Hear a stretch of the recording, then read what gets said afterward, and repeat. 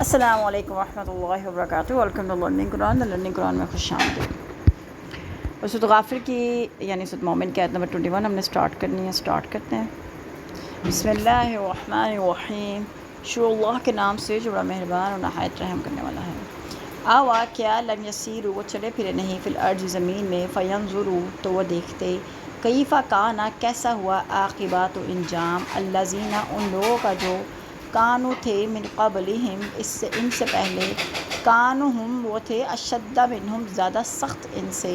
قوتا و آثارا قوت اور آثار، فی الارض زمین میں، فاخذہم اللہ تو انہیں آ پکڑا اللہ نے،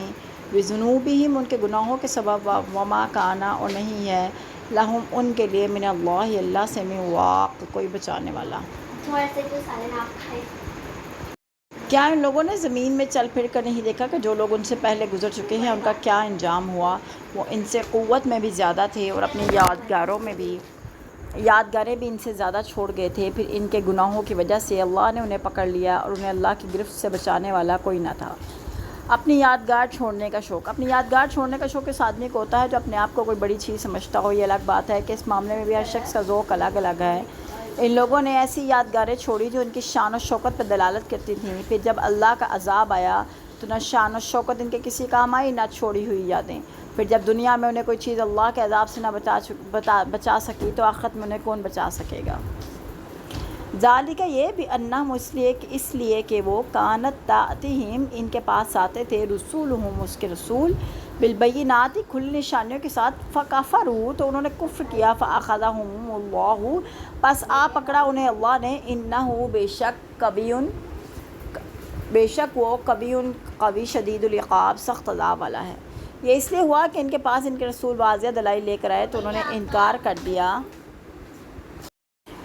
چنانچہ اللہ نے انہیں پکڑ لیا۔ اللہ تعالیٰ یقیناً بڑی قوت اور سخت سزا دینے والا ہے۔ وَلَقَدْ اور تحقیق ارسلنا ہم نے بھیجا موسیٰ بآیاتنا اپنی نشانیوں کے ساتھ، وسلطان اور سند مبین روشن، نیز ہم نے موسیٰ کو اپنے معجزات اور صریح سند دے کر فرعون، حامان اور قارون کی طرف بھیجا۔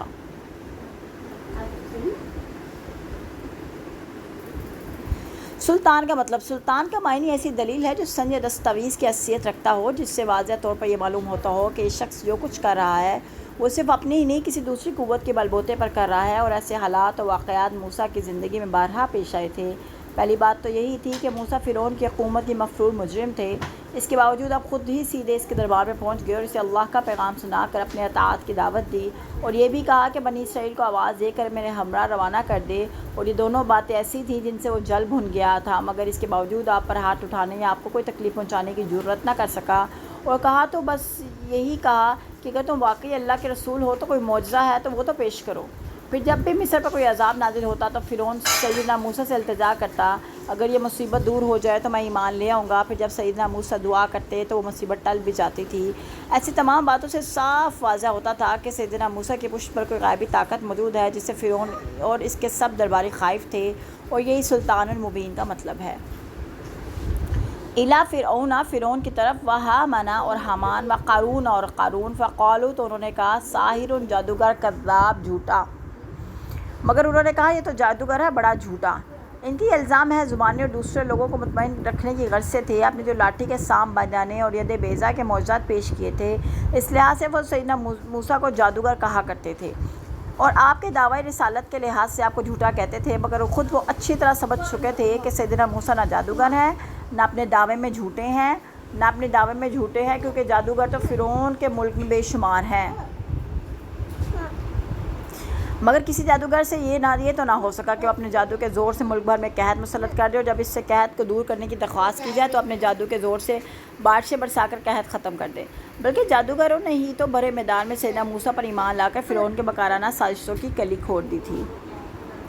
فلما پھر جب جاءہم آئے ان کے پاس، بالحق حق کے ساتھ، من عندنا ہماری طرف سے، قالوا انہوں نے کہا، اقتلوا تم قتل کر دو، ابناء ان کے بیٹے، الذین وہ جو آمنوا ایمان لائے، معاہ اس کے ساتھ، واستحیوا اور زندہ رہنے دو، نساءہم ان کی عورتیں بیٹیاں، وما کیدوا اور نہیں داؤ، الکافرین کافروں کا، الا سوائے فی ضلال گمراہی میں۔ پھر جب وہ ہماری طرف سے دین حق ان کے پاس لایا تو کہنے لگے جو لوگ ایمان لا کر موسیٰ کے ساتھ مل گئے ہیں ان کے بیٹوں کو قتل کر ڈالو اور ان کی عورتوں کو زندہ رہنے دو، مگر کافروں کی یہ چال ناکام رہی۔ بنی اسرائیل کے استحصال کے لیے فرعون کا اقدام۔ سیدنا موسیٰ پر ایمان لانے والوں کے لیے یہ سزا فرعون نے اس لیے مقرر کر دی تھی کہ اس طرح وہ لوگوں کو دہشت زدہ کر کے موسیٰ کا ساتھ دینے سے روک دے۔ وہ چاہتا یہ تھا کہ اس طریقے سے بنی اسرائیل کی قوم کا یہی استحصال کر دیا جائے، مگر ان کی دھمکیوں اور سزاؤں کے باوجود سیدنا موسیٰ پر ایمان لانے والوں کی تعداد بڑھتی ہی چلی گئی۔ وقال فرعون، اور کہا فرعون نے، ذرونی، چھوڑ دو مجھے، میں قتل کروں موسیٰ ولیدعو، اور اسے پکارنے دو ربہ، اپنے رب کو، انی اخاف، بے شک میں ڈرتا ہوں، ان کے یبدل، وہ بدل دے، دینکم، تمہارا دین، او ان، یا یہ کہ یظہر، ظاہر کر دے، پھیلا دے، فی الارض، زمین میں، الفساد، فساد۔ اور فرعون کہنے لگا مجھے چھوڑو، میں خود موسیٰ کو قتل کیے دیتا ہوں اور وہ اپنے پروردگار کو پکار کر دیکھ لے، مجھے تو یہ ڈر ہے کہ یہ تمہارے دین کو بدل ڈالے گا یا ملک میں فساد برپا کرے گا۔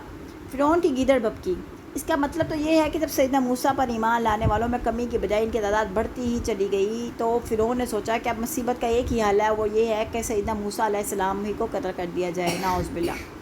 لیکن اس کے درباریوں نے جو صحیح صورتحال سے واقف ہو چکے تھے اس کام سے منع کر دیا کہ کہیں ملک میں کوئی بڑی بغاوت نہ اٹھ کھڑی ہو، تو ان درباریوں کو فرعون نے یہ جواب دیا ہو کہ اب یہ کام کرنے کے بغیر کوئی چارہ نہیں رہا، لہذا مجھے یہ کام کرنے سے مت روکو۔ اس کا دوسرا مطلب یہ بھی ہو سکتا ہے کہ اسے کسی نے روکا نہ ہو، محض اپنی بہادری جتانے کے لیے یہ بات کہہ رہا ہو، مگر چونکہ وہ خود بھی دل میں ڈرا اور سہما ہوا تھا اس لیے وہ اس طرح بات کر رہا تھا، ورنہ اگر وہ خود خائف نہ ہوتا تو اس کام کا ارادہ کر لیتا تو اسے کون روکنے والا تھا۔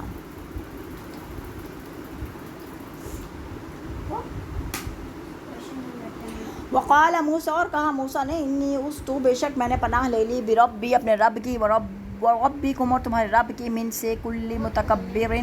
ہر مغرور، لا یؤمن، جو ایمان نہیں رکھتا ہے، بیوم الحساب، روز قیامت پر۔ اور موسیٰ نے کہا میں نے اپنے اور تمہارے پروردگار کے ہر ایسے متکبر سے جو روز حساب پر ایمان نہیں رکھتا پناہ لے لی ہے۔ متکبر اور ظالم لوگ وہی ہو سکتے ہیں جو آخرت کے منکر ہوں۔ فرعون نے سیدنا موسیٰ کو قتل کرنے کی بات خاص سیدنا موسیٰ کی موجودگی میں کی ہو یا انہیں کسی واسطے سے فرعون کی اس دھمکی کا علم ہوا ہو، بہرحال جب انہوں نے یہ بات سنی تو اپنے قوم سے کہنے لگے مجھے فرعون کی ایسی دھمکیوں کی کچھ بھی پرواہ نہیں۔ فرعون اکیلا تو کیا، دنیا بھر کے متکبر اور جبار جمع ہو جائے تب بھی میرا کچھ نہیں بگاڑ سکتے، کیونکہ میں اپنے آپ کو اپنے پروردگار کی پناہ میں دے چکا ہوں اور مجھے ان کی شر سے بچانے کے لیے کافی ہے۔ ضمناً اس آیت سے یہ بھی معلوم ہوتا ہے کہ متکبر، جابر اور ظالم صرف وہی لوگ ہو سکتے ہیں جو روز آخرت پر ایمان نہ رکھتے ہوں۔ آیت نمبر 27 مکمل کر دیں، انشاءاللہ نیکسٹ ویڈیو میں ملاقات کرتے ہیں۔ ٹل دین ٹیک کیئر، اللہ حافظ۔